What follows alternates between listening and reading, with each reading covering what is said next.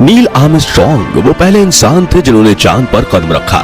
ये बात तो पूरी दुनिया जानती है, लेकिन क्या आपको पता है चांद पर एक वैज्ञानिक की कब्र भी मौजूद है? चौंक गए ना? लेकिन ये बात पूरी तरह से सच है। अब ये कब्र किस जगह पर है और क्या हमारा प्रज्ञान रोवर इस कब्र तक जाएगा? जानने के लिए वीडियो को अंत तक जरूर देखें। दोस्तों, 21 जुलाई 1969 ये वह ऐतिहासिक दिन था जब नील आर्मस्ट्रॉन्ग चांद की सतह पर कदम रखने वाले दुनिया के पहले इंसान बने। इस घटना को हुए 54 साल बीत चुके हैं और इस दौरान दुनिया भर की स्पेस एजेंसियां ना जाने कितने मून मिशन लॉन्च कर चुकी हैं। इसी सिलसिले को आगे बढ़ाते हुए अभी हाल ही में हमारा चंद्रयान 3 मिशन भी लॉन्च हुआ है।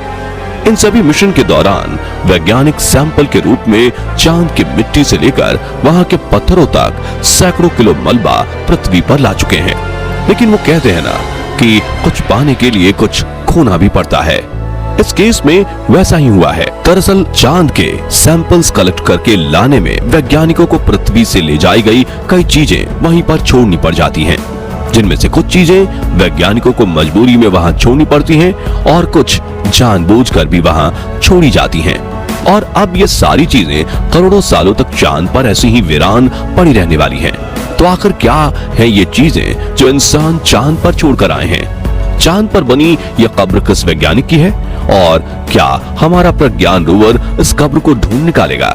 आइए ये सब कुछ डिटेल में जानते हैं। दोस्तों, जुलाई 1969 से लेकर दिसंबर 1972 तक नासा के कुल 6 अपोलो मिशन लॉन्च किए गए और इस दौरान 12 एस्ट्रोनॉट्स वैज्ञानिकों ने चांद की सरजमी पर कदम रखा। अब इसमें नील आर्मस्ट्रॉन्ग का नाम तो हम सभी जानते हैं, लेकिन बाकी के 11 एस्ट्रोनॉट्स कौन थे उनका कभी जिक्र नहीं होता। इसलिए आज हम आपको उन सभी एस्ट्रोनॉट्स का नाम बताते हैं। एडविन बर्ज, Aldrin, Charles Pete Conrad, Alan Bean, Alan Shepard, Edgar Mitchell, David Scott, James Irwin, John Young, Charles Duke, Eugene Cernan और हैरिसन स्मिथ। ये वो एस्ट्रोनॉट्स हैं जो नासा पर अलग अलग मिशन में गए। ये 12 एस्ट्रोनॉट्स अलग अलग अपोलो मिशन के हिस्सा रह चुके हैं और हर एक मिशन में ये चांद की सरजमी पर अपनी पहचान के रूप में कुछ ना कुछ छोड़ आए हैं। उदाहरण के लिए आखिरी 3 अपोलो मिशन यानी अपोलो 15, 16 और 17 में एस्ट्रोनॉट अपने लूनर रोलिंग व्हीकल्स यानी कि LRV को चांद पर छोड़कर आए थे। दरअसल इन व्हीकल्स को नासा द्वारा खास तौर से चांद पर चलने के लिए डिजाइन किया गया था और एस्ट्रोनॉट्स ने इनके अंदर बैठकर चांद की सैर भी की थी। आपको बता दें कि LRV वाहनों की लंबाई 3.1 मीटर, चौड़ाई 1.82 मीटर और वजन 209 किलोग्राम था। यानी क्योंकि चांद की ग्रेविटी पृथ्वी की तुलना में लगभग 6 गुना कम है, इसलिए पृथ्वी पर भले ही ये 209 किलो के थे, पर चांद पर जाते जाते इनका वजन सिर्फ 35 किलो हो गया था। इस वाहन के अंदर एक साथ 2 एस्ट्रोनॉट्स बैठ सकते थे और इसकी टॉप स्पीड 14 किलोमीटर प्रति घंटा थी। उस समय इन्हें मून बगीज भी कहा जाता था।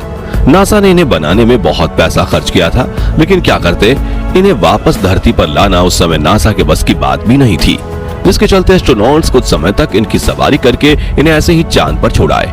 तब से लेकर आज तक ये व्हीकल्स चांद पर ऐसे ही पड़े हुए हैं और आने वाले करोड़ों सालों तक ये ऐसे ही रहेंगे। इसका कारण ये है कि चांद पर वायुमंडल ना के बराबर है, यानी ना तो वहां हवा चलती है, ना ही बारिश होती है और ना ही तूफान। इसलिए वहां की धरती पर एक बार जो चीज छूट गई वो करोड़ों सालों तक ऐसी ही रहेगी। यहाँ तक कि नील आर्मस्ट्रॉन्ग के जूते के निशान भी चांद की मिट्टी पर आज तक वैसा ही